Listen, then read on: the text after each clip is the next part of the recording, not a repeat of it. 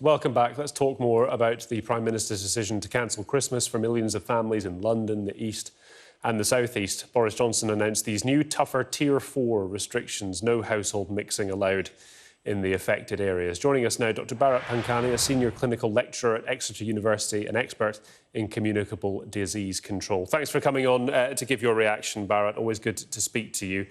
I wonder, just first of all, whether have your plans changed because of this, or were you always going to do something a bit different? No, we always kept it low-key because it is important that we don't introduce risks by mixing with a group of friends, a group of family members, or anyone else. Therefore, we've always maintained we are going to have a very low-key Christmas, only our friends. And it is disappointing, but we've got to do what you've got to do. From what you saw, the data that the Chief Medical Officer and the Chief Scientific Advisor presented at that news conference, what more can you tell us about this variant that they were talking about? Thankfully, at the moment, no evidence that it makes you more sick, but much more transmissible. How big of a concern is that?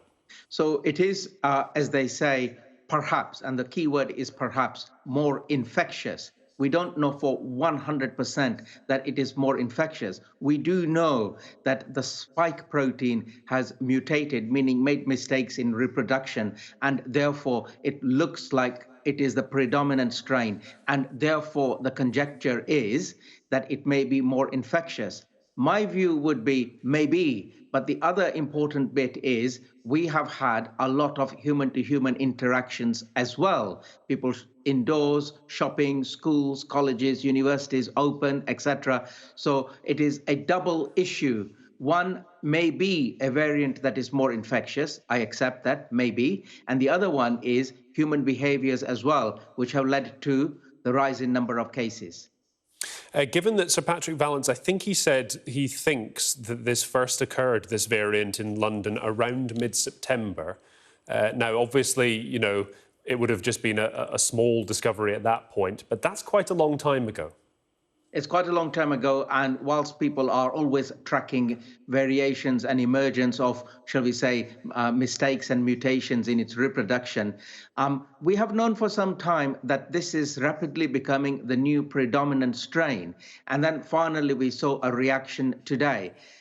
People like myself and many of my colleagues have been saying for a long time, whether it is a new strain, a new, more infectious strain, the evidence is case numbers are going up irrespective, and therefore we need to take urgent action sooner rather than later. We're always catching up rather than being acting as soon as we should have been acting. I spoke to a virologist at the University of Oxford in the last hour who said that she would like to actually see the data that's informed this decision published either at the time of the announcement earlier or perhaps beforehand. What are your thoughts on that?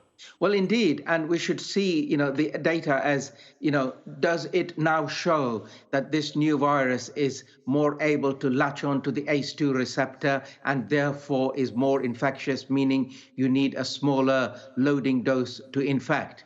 Don't know. But either way, the conjecture is that it has become the predominant strain in the southeast London area, and it is spreading fast.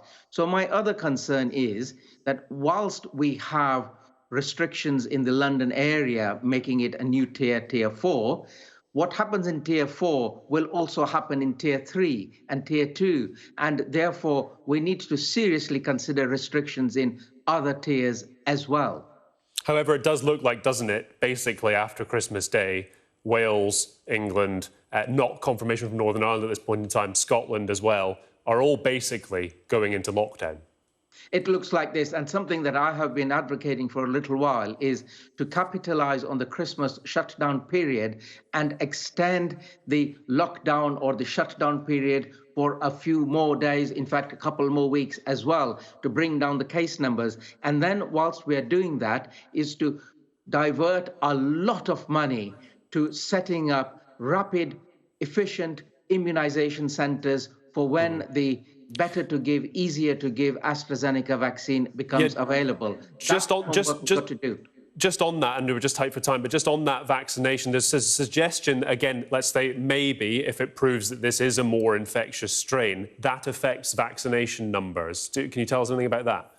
Well, we need to we need to immunize a lot of people in rapid time to have a cadre of immunized people, and therefore the new variant cannot infect it, and therefore we keep our case numbers down. So again, there is an urgency to immunize as many as possible, as quickly as possible.